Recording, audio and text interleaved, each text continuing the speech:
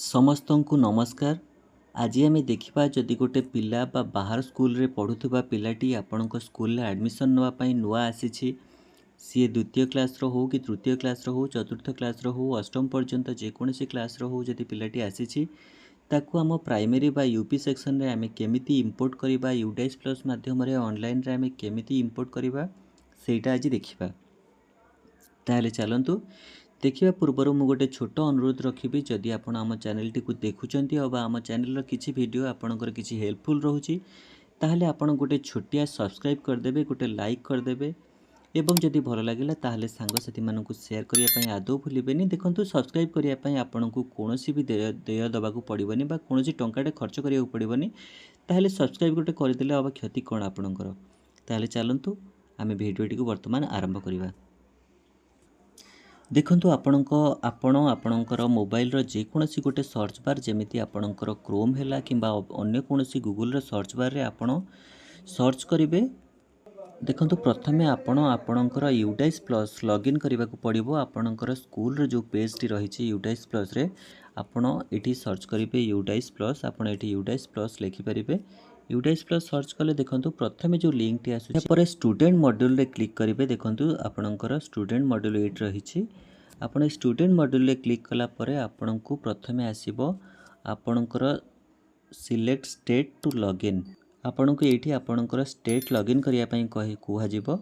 ଆପଣ ସେଠି ଷ୍ଟେଟ୍ଟି ଲଗ୍ଇନ୍ କରିବେ। ଆପଣଙ୍କର ଓଡ଼ିଶା ସିଲେକ୍ଟ କରିବେ।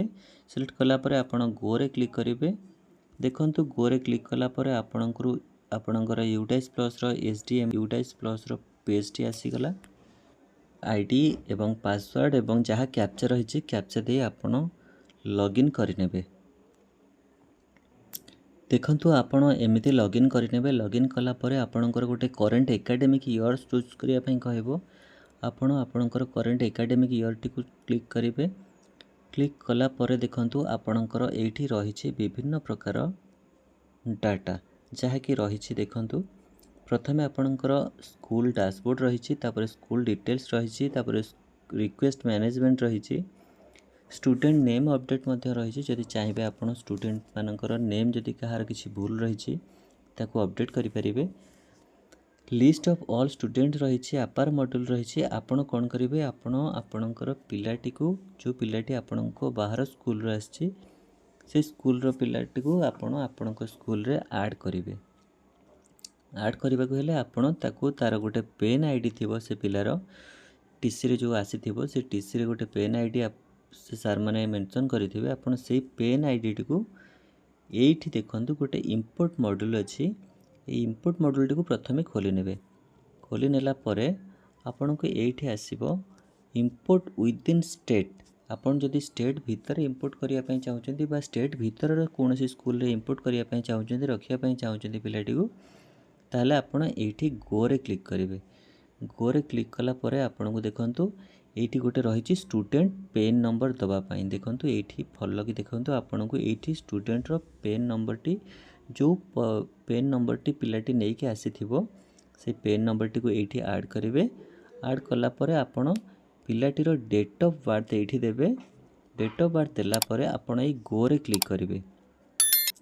ଗୋରେ କ୍ଲିକ୍ କଲା ପରେ ପିଲାଟିର ସବୁ ଡିଟେଲ୍ସ ଏହି ଜାଗାରେ ଆସିଯିବ ଏବଂ ସେଭ୍ ଅପସନ୍ ଆସିବ ବା ଇମ୍ପୋର୍ଟ କରିବା ପାଇଁ ଗୋଟେ ଅପସନ୍ ଆସିବ।